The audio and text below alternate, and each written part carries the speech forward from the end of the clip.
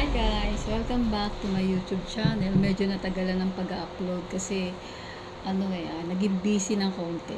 Pero today, gusto kong ipakita sa inyo, sa mga mommies din, na meron akong nabili sa Shopee. In-order ko to eh. So hindi ko pa to siya natatry. Ito yung pangkilay. Actually, ngayon pa lang uli ako magaganito pagkaraan ng so many years. Kasi naging busy tayo sa ibang bagay, sa mga bata tsaka sa work, pero ngayon hindi na ako nagwo-work, and then graduate na lahat ng mga bata, so it's time na rin siguro for myself at saka mga nanay, di ba? Usually hindi naman tayo nakakapag ayos ng masyado kasi habang nagpapalaki ng anak, nagpapaaral. So this time tapos naman na sila, so siguro it's time naman na aralin natin itong mga medyo late na kasi hindi talaga ako nagme-makeup. So, gusto ko, kasi ang problema ko, yung kilay ko, ayan. So, medyo ayos naman na siya. Pero konting, lang siguro, retouch lang nito. Hindi ako marunong mag-ayos ng kilay eh. So, in-order ko to. Actually, dalawa to. Dalawa to, tig-isa kami ng anak ko. So, ganito siya. Actually, pang lang naman yan eh. Panglinis lang ng mga kalat-kalat dito siguro sa gilid. Ayan. Ayan siya. In-order ko siya. Tapos may battery to, nilagyan na to ng mister ko. Paano ba ito paandarin? Nakalimutan ko. Ayun pala. Ayan, natutunog siya dito. Pag pinpress mo siya, ayan, may tunog. Ayan. Oops. Tapos, gaganyan natin siya. Try lang. Tignan natin kung effective na. Kung malabo yung mata ko. Try natin. Para lang siya yung pang-shave yan sa mga lalaki. Yung dito. Ayun. Panlilinis natin Ayun naririnig yun. Ayun, nilinis siya. Ayan, nakakaano siya ng ayun, Wait lang, kukuha ako ng salamin. Wait lang. So guys, eto na ako. Wala akong makitang salamin. Kita mo, wala kami salamin talaga. Yung pang makeup, wala talaga. So, kinuha ko yung cellphone. Dito ko i-check kung baka lumagpas mauubos yung kilay ko. Tingnan natin Uy, naririnig niya, tumutunog siya pag nakakatanggal siya. Effective pala to.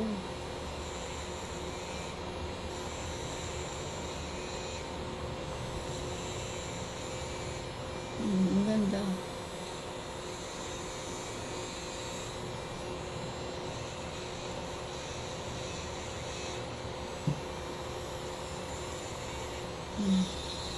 Okay naman pala siya Teka, tingnan natin. Ayan dito. Ito yung makalat ko Ayan, natatanggal din pala siya. As in, effective pala siya.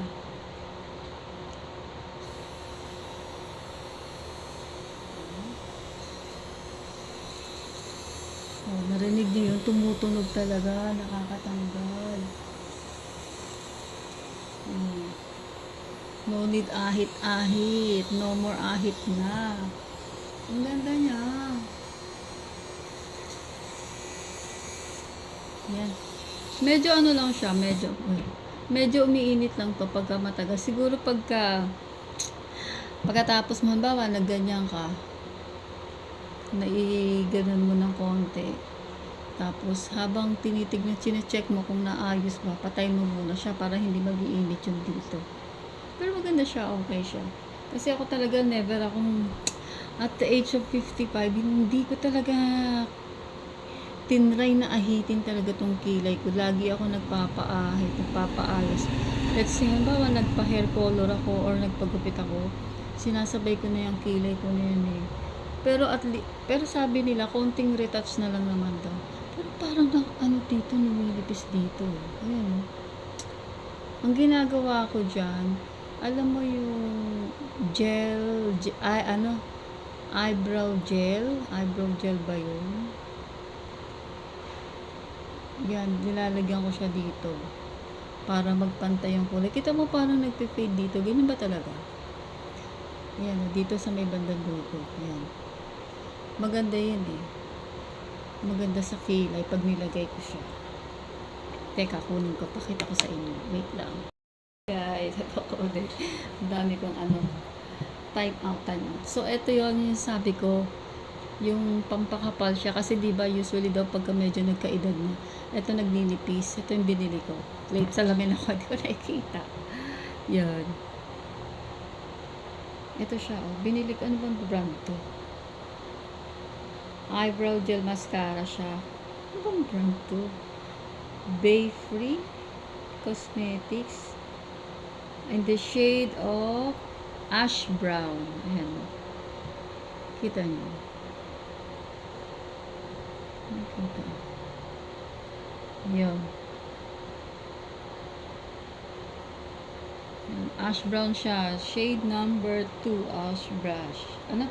Ash brown. Bubulol pa ako. Pampatikis daw.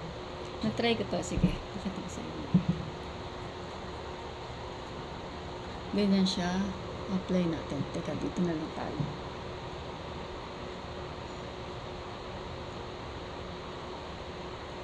Ay.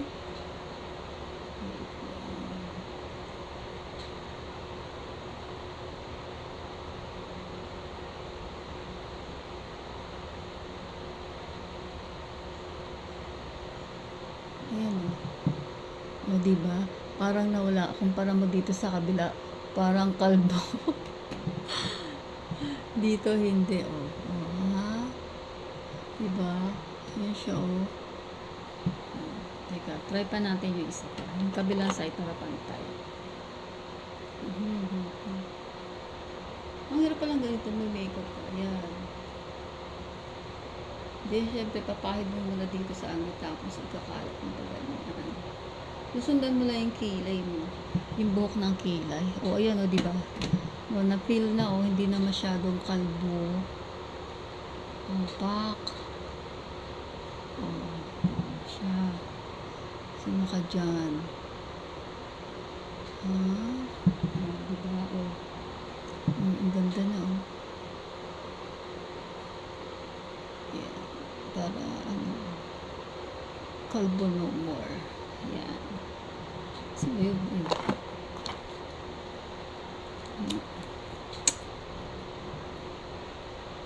Oh, diba?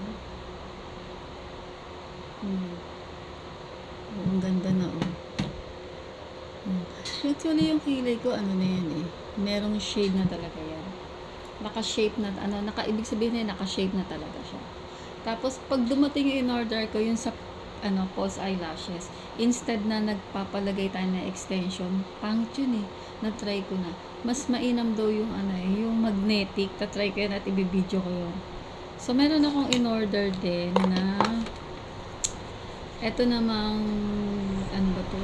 Ang tawag dito? Tattoo lipstick. Ay, nako. Hindi ako marunong talaga. Tattoo lipstick. Nakita ko lang to eh. Yung parang nag-i-stay na lang daw sa lips.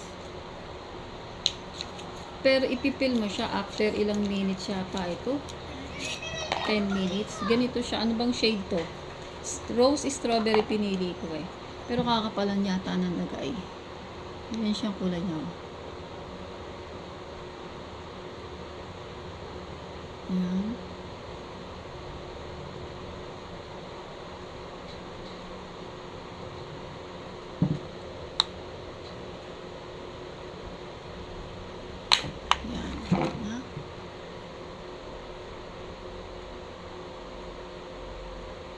So, hintayin natin siyang matuyo. Kailangan hindi mo siya yung gagano. Hindi siya pagdidikitin. Para pag natuyo. Hapon lang to siya dumating. Itong lip tattoo. In-order ko siya sa TikTok. At meron din ako, saka ko na to papakita sa inyo yung mascara. Kailan dumating muna yung false eyelashes ko. Na may kasama ng clip na igaganon lang. Yung magnetic daw yun eh. Tatry ko yun. At may kasama nga pala tong supply. Hindi ko na pala siya masusupply dahil may eyebrow gel na eh. Tsaka meron siyang kasamang ganito. Kailangan pang matuyo.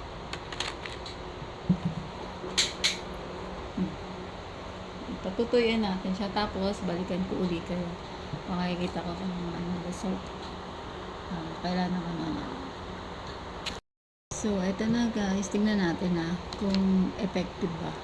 Tingnan natin. Ayan natanong. Ayan Ayan napiwil siya.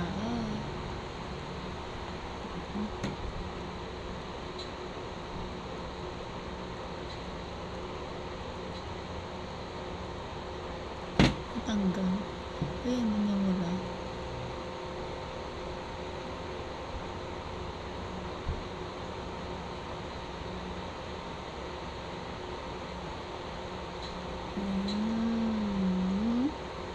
Ayan namula siya. Ayan hindi.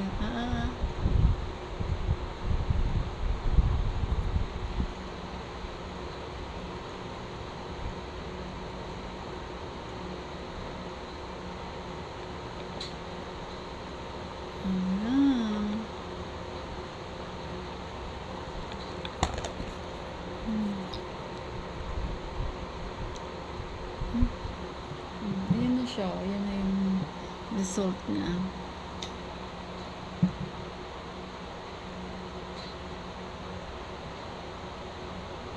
Siguro kailangan kapag pinahid mo to, si tattoo lipstick na to, medyo makapal talaga, as in patong. Para pag peel mo, mas makapal pa dun sa pagtanggal ko kanina. So, yan lang muna guys ang ating video. So, hindi pa ako nakakapag-upload ng Zumba namin. Kasi nakaka-copyright ako So, itatry ko na i-upload yung iba kung hindi ako makopyright. Pag kinaka-copyright kasi automatic dinidelete ko na kasi agad So yun guys muna. Pag dumating yung sa maganda yun yung sa false eyelashes, i-video ko din yun. Tingnan natin. Alam mo na, late bloomer tayo mga nanay Kung kailan tayo tumanda ng ganito, doon tayo tutorial. Tutorial ba tawag doon? No, not tutorial. For self, lang yan. Ano ba to? For self-kikay na lang natin yan. Hindi na tayo tutorial, matanda na tayo dyan. Kumbaga parang awkward na mag-makeup tutorial sa edad na ganito, 55. May mga wrinkles na tayo. Sana nung wala pa tayong wrinkles, wala pa akong wrinkles, saka ako na ganyan. Kaso hindi mo magagawa dahil sobrang busy.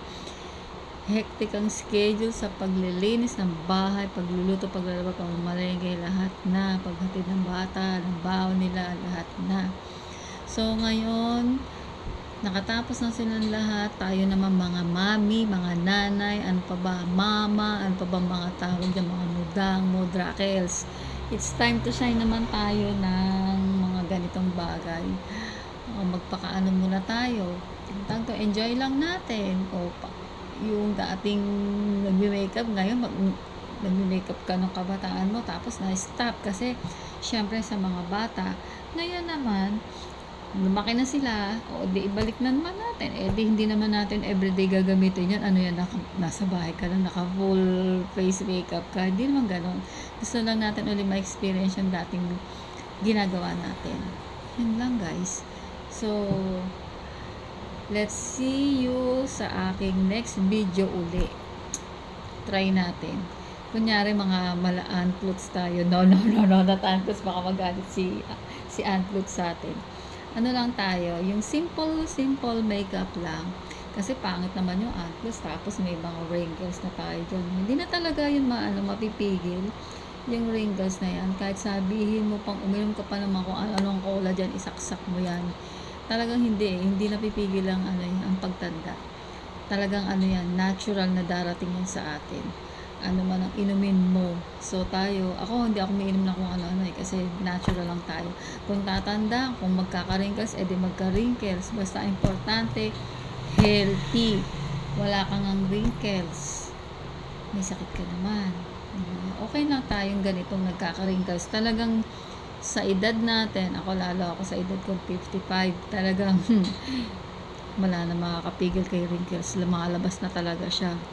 Nagka-wrinkles ako siguro nung ako'y nag-start yung 50 50 yan, may pakonti-konti yan dito sa mata. Hanggang sa unti-unti yan. Siguro mga love lines ba tawag diyan, kung saan ka ano. Pero dito wala akong wala pa parang wala ako, eh. Parang dito talaga sa ganito, diyan ako nagkaka-wrinkles. 'Pag binatak mo yun, "Te, sino ka diyan? Mukha akong si Alice Go. Alice Go, Your Honor." O ganyan siya, 'di ba? 'Pag binatak kaya ayoko magpabata. Hayaan mo siyang natural. 'Di man tayo magpapaganda na. At tayo'y ano na, may jowa na tayo, hindi tayo magpapaganda. Ganyan. Ayan ang wrinkles ko. Di pa nga masyado nakikita, wala akong salamin. Pero yan, Diyos ko po, ayan na siya, nagpapakita na siya. So guys, see you on my next video uli. Pasensya na at hindi ako nakakapag-upload. Pero itong ano, mag-upload ako. At saka nga pala, papakita ko sa inyo yung may e-bike na ako. Yes, meron akong service. Ano yun? Ano tawag doon? Late unbox kasi naka-plastic pa, hindi pa tinatanggal yung ano yung sa upuan kasi pag nagsumba ako basa yung puwet ko, eh di mababasa ang upuan. Sayang naman Neng, 'di ba? So tinaka-plastic pa. So yan ako yon ano tawag dito? Honest review kung paano. At saka yung mga na-experience ko sa e-bike na yan sa 1 week pa lang, guys. Oh my God. So, kailangan nyo rin malaman nyo, malay nyo, magka-e-bike din kayo, o baka may kotse pa nga kayo eh. Ako baligtad eh, from kotse to e-bike. Talagang ganon, kasi nung lumipat kami dito eh, medyo yung garahe namin na full agad ng meron kasi kami 3 motor, plus yung mga pusa ko. So, ayoko namang tanggalin pusa ko kaysa sa kotse. Yung kotse kasi, yamo na siya, pwede namang mag-rent. Tsaka dagdag gastos pa yun, gasolina, rehistro, diba? Tsaka yung maintenance, mahal. So hindi na kami nag-aalis. Kung aalis man kami, nagre-rent na lang kami. So okay na ako sa e-bike kasi walang gasolina, di kuryente. So wala akong problema. At ako lang yung gumagamit. Ayoko rin pahiram sa kanila kasi para pag nasira, ako lang sisisihin. At saka kasi paggamit mo, mas maganda ikaw lang talaga yung gumagamit. Para, kumbaga kabisado ni e-bike ako, kabisado ko rin siya. Kung may ibang gumamit, maiiba yung tono nun. Ganun ba yun? Tama ba? Yan lang guys. Siguro next video ko, pag dumating yung false eyelashes, yun muna. Tapos yung sa e-bike ko. Tapos, itutur ko rin kayo pag ginamit ko, ibibideo ko din para makita niyo. See you on my next video. Bye! Please like and subscribe. Bye!